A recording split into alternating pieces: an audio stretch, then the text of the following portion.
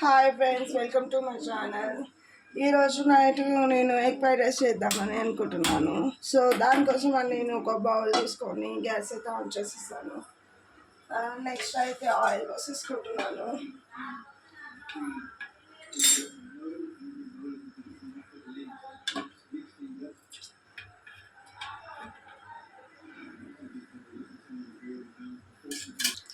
Oil అయితే heat అయిపోయింది. ఇక నెక్స్ట్ నేనైతే ఎగ్స్ తీసుకున్నాను. ఒక 3 ఎగ్స్ తీసుకున్నాను.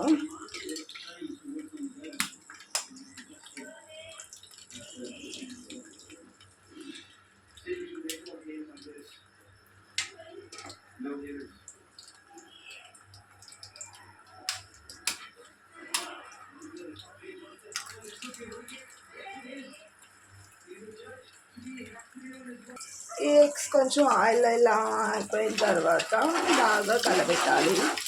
ఒక చిన్న చిన్న పీస్ లాగా కట్ చేయాలి. సో ఇంకా నెక్స్ట్ వచ్చేసి నేను దీంట్లో కొంచెం కరివేపాకు అండ్ అలాగే చిన్నగా తురుముకున్న పచ్చిమిర్చి ఇవన్నీ వేసి బాగా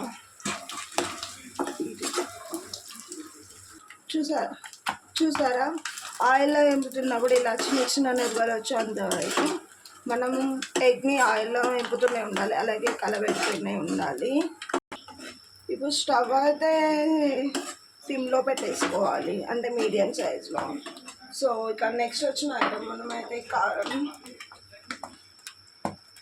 మనకు కావాల్సినంత వరకు వేసుకోవాలి. కారం మేము నార్మల్గా తింటాం కాబట్టి కొంచెం వేస్తున్నాను. కారాన్ని కలవేడి. కానీ నెక్స్ట్ వచ్చిన ఐటమ్ అయితే ధనియాల పౌడర్ తగినంత వరకు వేసుకోవాలి.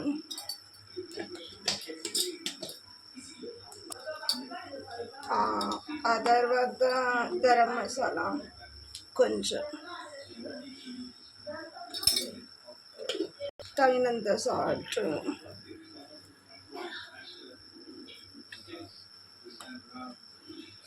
వేసుకొని బాగా కలబెట్టుకోవాలి.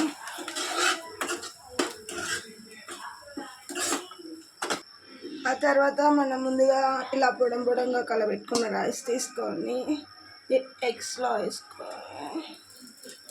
ఇలా కొంచెం కొంచెం వేసుకొని దీంట్లో కొంచెం వెనిగర్ ఒక కప్పు తీసుకున్నాను, అలాగే సోయా సాస్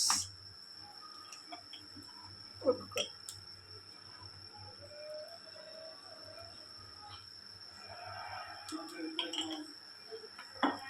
కొంచెం tomato sauce,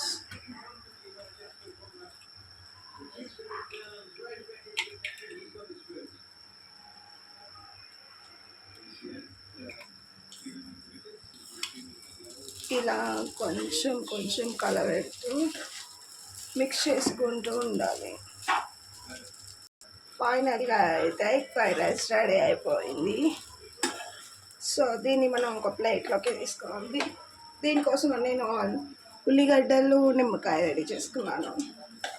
so egg fried రైస్ని ప్లేట్లోకి తీసుకున్నాం.